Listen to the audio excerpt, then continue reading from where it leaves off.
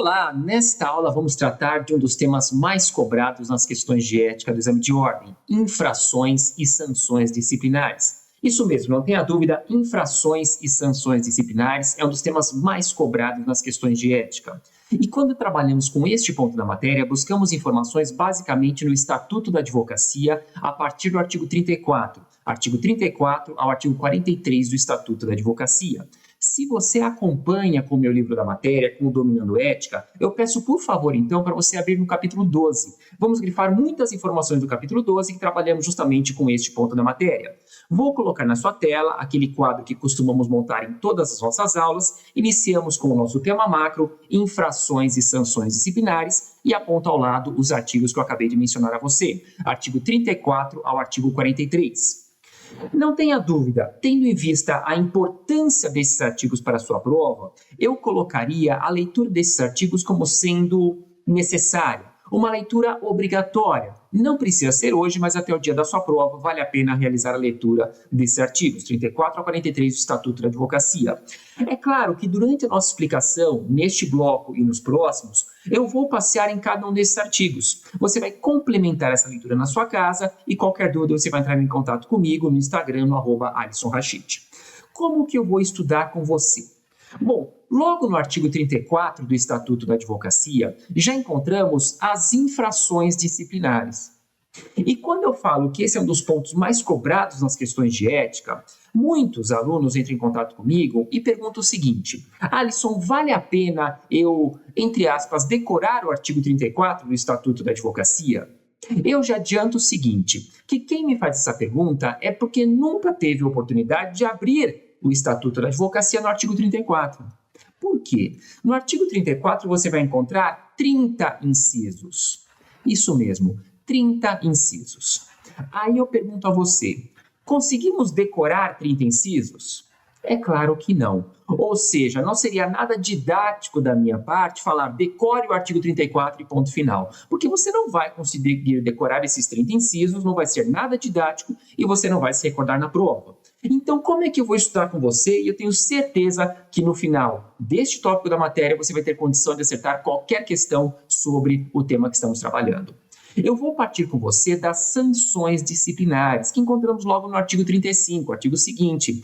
E dentro de cada sanção disciplinar, dentro de cada punição, vamos passear, eu vou trazer aqui alguns exemplos, vamos citar algumas infrações. E quando você menos espera, você vai ter o conhecimento de todas as infrações que trabalhamos no artigo 34. Combinado? Então, está ao lado a tela que você vai construir comigo, quais são as sanções disciplinares, quais são as punições que a OAB pode aplicar a seus inscritos. A OAB pode aplicar, está ao lado, seguintes sanções: censura, suspensão, exclusão e multa. Censura, suspensão, exclusão e multa. Essas são as sanções disciplinares que a OAB pode aplicar a seus inscritos, seja um estagiário, seja uma advogada, seja um advogado. Vou combinar com você de estudar cada uma dessas sanções. Começamos hoje com a sanção de censura. E eu explico por que eu começo com a sanção de censura. Esse é o quadro que você vai começar a construir comigo a partir de agora. Aqui no quadrinho amarelo, a primeira informação que você vai encontrar, que você vai printar, que você vai grifar no seu livro ou fazer nas suas anotações, é a que eu coloquei. A sanção de censura é a sanção mais leve. É a sanção mais leve. E acredite, isso já é uma dica. Por que isso já é uma dica? Isso já é uma dica porque eu sei com quem eu estou conversando. Eu sei que você tem bom senso. Alisson, como assim? Você tem bom senso. Quando você anota no seu caderno, ou vai printar essa tela, ou vai grifar no livro, que a sanção de censura é a sanção mais leve, você desenvolve o seguinte raciocínio. Se é a sanção mais leve, logicamente, é a sanção aplicada para as infrações menos graves. Isso mesmo. Então, é a sanção mais leve, ou seja, é aplicada para as infrações menos graves. Lembra que nas questões de ética você vai se deparar com casos práticos, com historinhas, com situações hipotéticas? Então o examinador vai colocar, por exemplo, que determinada advogada, que determinado advogado está respondendo um processo disciplinar no OAB pela prática de uma suposta infração. Pela gravidade da infração, muitas vezes você já elimina a censura da alternativa. Alisson, como assim? Por exemplo, a questão coloca que determinado advogado está respondendo pela prática de um crime. Aí eu pergunto a você, crime é grave? Claro que crime é grave. Pela prática de um crime, esse advogado vai receber sanção de censura? É claro que não. Viu só? Então, quando falamos que a sanção mais leve é aplicada para as infrações menos graves. Não que isso seja suficiente para acertar a questão, mas muitas vezes eliminamos uma alternativa dessa forma. Segunda informação que colocamos aqui no nosso quadro. Vamos lá. A sanção de censura, ela não é publicada, ela não é objeto de publicidade, está na sua tela. Não é publicada, não é objeto de publicidade. O que isso quer dizer? Isso quer dizer que ninguém vai ficar sabendo que aquele advogado recebeu uma censura.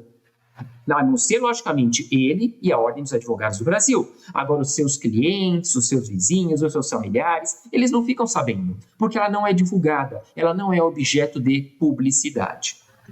Agora, o que vale a pena muito destacar, ela não é publicada, mas ela vai ser registrada nos assentamentos do inscrito. Ela consta nos assentamentos do inscrito. Como assim? Perante a Ordem dos Advogados do Brasil, então a OAB vai anotar nos assentamentos desse inscrito que em determinada data ele recebeu uma sanção de censura. Em outros termos, perante a Ordem dos Advogados do Brasil, ele deixou de ser primário. Dessa forma, então, colocamos algumas informações gerais a respeito da censura. É a sanção mais leve, não é publicada, mas consta dos assentamentos do inscrito. Alisson, isso é suficiente para eu acertar a questão? Volto a falar, na minha opinião, ainda não. Como que essa questão começa a valer um ponto na sua prova? Essa questão começa a valer um ponto quando o examinador, é só você verificar exames recentes, quando o examinador coloca informações sobre advertência dentro da questão de censura. Como assim? Quando que a censura poderá ser substituída por uma advertência? Coloque no seu quadro, então, uma tabela em azul que você vai colocar comigo agora. Quando que a censura poderá ser substituída por uma advertência? Preste atenção, a advertência, coloquei no seu quadro, buscamos informações basicamente no artigo 40. Lembra que eu falei que eu ia passear com vocês naqueles artigos, 34 a 43? Estou passeando por eles. O artigo 40, não precisa ler, não precisa decorar. O artigo 40 traz alguns exemplos de circunstâncias que a OAB considera como sendo uma atenuante. Exemplo de circunstância atenuante. Isso que você encontra no artigo 40. Exemplos de circunstâncias que a OAB considera como sendo uma circunstância atenuante. Alisson, me dá um exemplo de circunstância atenuante. Por exemplo, todos os exemplos que podemos encontrar na prova. A questão coloca que determinado advogado nunca foi condenado disciplinarmente. Ele nunca foi condenado em um processo disciplinar. Ele é primário. Poxa, se ele é primário, isso é um exemplo de circunstância atenuante. Outro exemplo, a questão coloca que determinado advogado já prestou serviços relevantes à advocacia. Por que eles mencionam isso no enunciado? Prestar serviços relevantes à advocacia é um exemplo de circunstância atenuante. Alisson, me dá outro exemplo. Aquele advogado já se dedicou à Ordem dos Advogados do Brasil, já contribuiu com o aperfeiçoamento, com o desenvolvimento da advocacia. Poxa, nenhum cargo que você ingressa na OAB por meio de eleição é remunerado. Você não tem um salário. Então, se você contribuiu com a Ordem dos Advogados do Brasil, com o aperfeiçoamento da advocacia, não tenha dúvida, isso é considerado um exemplo de circunstância atenuante. Tudo bem? Apenas coloquei esses exemplos. Então, o que quer dizer a advertência? Aí eu peço para você anotar. Por favor, anote o seguinte. A advertência é uma alternativa à sanção de censura? A advertência é uma alternativa à censura diante de uma circunstância atenuante. A advertência é uma alternativa à censura diante de circunstância atenuante. Isso que é advertência. Traz para a prática. Então, se a questão coloca que determinado advogado praticou uma infração sujeita à censura, tem atenuante, substituímos a censura por advertência. Censura tem atenuante, aplicamos advertência. Censura tem atenuante, aplicamos advertência. Deu para entender? Preste atenção, a advertência ela não é uma sanção disciplinar. A advertência é uma alternativa à sanção de censura diante de uma circunstância atenuante. Entendemos? Então já sei o que é advertência e quando que ela pode substituir a censura. Vamos comparar as duas agora? É o que você faz comigo nesse quadro. Presta atenção na tabela. A censura, responde para mim, é publicada? Está aqui no quadrinho amarelo. Não, a censura não é publicada. Se a censura não é publicada, a advertência, que é uma alternativa à censura diante de uma circunstância atenuante, a advertência vai ser publicada? É claro que não. Se a censura não é publicada, a advertência também não vai ser publicada, segundo a linha da tabela. Agora, a principal diferença, a principal vantagem da advertência em relação à censura está na terceira linha do quadro resumo. A censura é registrada nos assentamentos do escrito. A advertência não é registrada nos assentamentos do escrito.